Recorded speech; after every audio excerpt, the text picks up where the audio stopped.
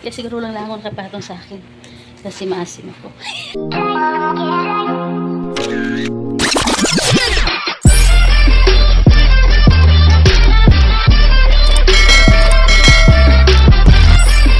Hello guys! Guys, hello!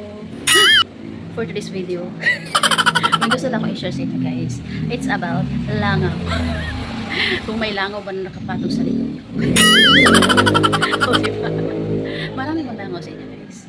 May i-share ako sa inyo kung paano maalis yung mga langaw sa likod niyo. O diba?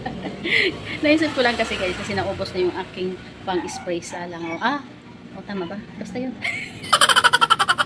Dito lang yung gagawin natin guys. At ito lang, dalawang ingredients lang yung para nagluluto. Dalawang lang yung gagamitin natin para makaalis sa langaw. Katinaglaw ko. Para may langaw na nakakatong. Kailangan lang natin ng dishwashing. Diba? Ang dami ng dishwashing. Tsaka suka.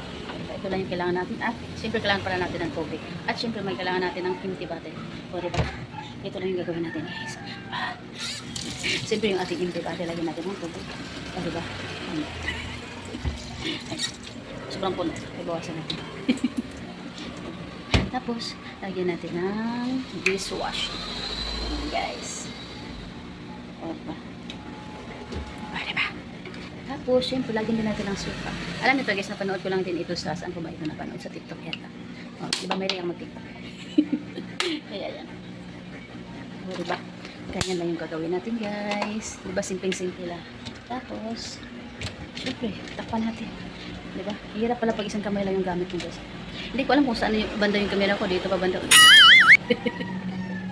Hindi ko alam kung saan ako titingin eh. Ganyan eh. Hindi naman dyan yung camera dito. Yan. Ano ba yan? Hirap talaga. Yan. Kailangan paghirapan. Diba? Siyempre, pag-alugin natin. Ganyan lang siya guys. Ganyan kasi. Pag hindi naayos yung pagsasabi. Sige lang, okay lang. Tapos, siyempre, i-spray natin sa mga lamesa. Kaya lang, ibalik na natin. Ayan guys, diba?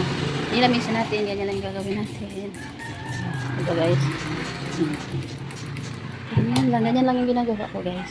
Para walang langaw sa mga lamesa natin. Siyempre, dito ako sa kantin. Ganyan. Nakakaano pag maraming customer tapos maraming langaw, diba? Ganyan. Tapos kahit sa mga sahig guys, mga sahig. Sa sahig kasi may mga aso din ako. Na ganyan. Spray ko lang yun. Ganyan. Tapos bago ko i-map. Ganyan. Tapos minsan guys, sa labas, pag maraming langaw din sa labas, lalo pag ulan-ulan, diba? Pag basa yung ano doon, maraming langaw. Ganyan. Yung mga aso ko tulog. Ginagawa ko yung balde, nilagyan ko ng tubig, syempre nilagyan ko din ng suka at dishwashing. Tapos babanwas ko dun sa labas, wala nang langaw na nakapatong. Ay, nakapatong ba? Siyempre wala nang langaw guys. Wala talaga siyang langaw guys. Mula nung napanood ko to sa TikTok. Yun na yung palagi kong ginagamit. Kaya wala nang ganong langaw dito sa ano. Wala nang ganong langaw talaga. Takot yung langaw sa suka. Siguro dahil maasim. Kaya siguro lang ako nakapatong sa akin. Kasi maasim ako. Diba ganyan lang yung ginagawa ko. Diba? Let's go yan. Tapos ko yung nakasan. Diba guys? Ano yung ginagawa ko. Diba? Kaya wala lang. Patay ang langaw. Alis lang. Layas lang. Ay. Kaya yun lang guys. Sana may nakuha kayo at may natutunan kayo at may na-share ako sa inyo sa aking vlog na ito. Kaya, thank you for watching. Bye!